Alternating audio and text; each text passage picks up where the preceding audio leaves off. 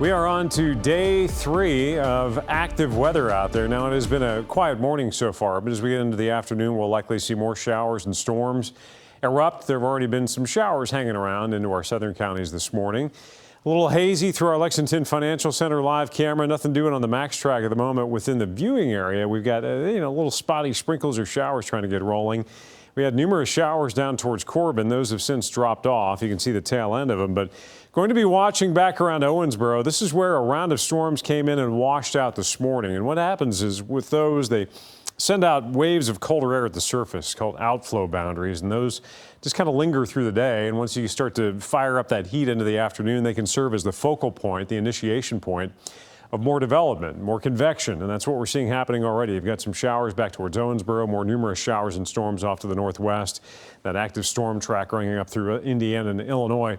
And follow the meandering slight risk. It almost looks like a duck there, but right there you can see from Springfield running south into our southern counties, we've got a marginal to slight risk for severe storms. So that slight risk down south kind of gives you an idea where some of the stronger storms could be today. Then a general marginal risk Friday. And then Saturday, look at that, the risk just completely goes by the wayside. So over the weekend, we'll finally get away from this active weather. We need active weather. We need rain. We just don't need the severe aspect of it. And this is what we picked up at Bluegrass Airport yesterday. 0.06 of an inch.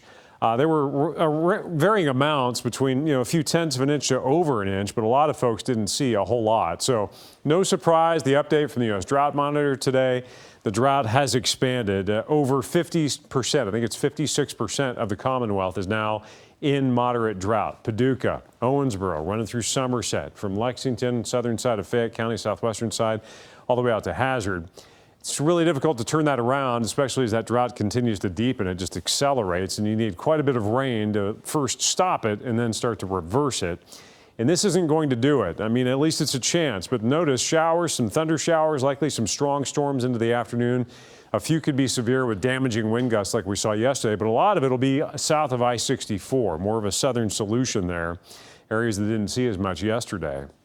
And then overnight, things simmer down. And then tomorrow, we've got this boundary hanging around. Additional scattered showers, thunder showers into the afternoon. That marginal risk for severe storms. We could see some strong to severe storms, especially into the afternoon and evening. There you can see a few that could put down some damaging wind gusts. But eventually, we'll have a low and a cold front rolling in. Our most widespread round of showers and storms could very well be overnight into Saturday morning. And then that front clears the Commonwealth, and things finally simmer down for us. By the time that's all said and done, with all these rounds coming through, we could generally see between a few tenths of an inch, upwards of an inch or two of rain, especially if you get a couple of rounds coming through the same area. So fingers crossed you can get some beneficial rain and avoid damaging winds. It's in the mid-80s in Lexington, 90 in Richmond. With the extra cloud cover blowing off from these showers and storms that are going to develop, I mean, it's very muggy. We've got dew points in the 70s, still swampy air out there. The heat index is not going to be running as high. Now, it's up to triple digits in Glasgow, but with the development of those storms and the cooling impact of the showers and the cloud cover, they're already anticipating it, and they've knocked off that heat advisory from some of those southwestern counties. The only place that has an active heat advisory now is down towards Jamestown and Columbia, Adair County, Russell County, south and west. The big view shows the excessive heat warning, the heat advisory, all to our south. So we're in for a hot afternoon. It's not as hot as it's been, upper 90s, and then you can see that pronounced dip. After that cold front goes through Friday night, we will see the heat and humidity cut. So really 2 more stormy days and then stormy potential storms overnight into Saturday morning before things simmer down for us and cool down into the upcoming weekend.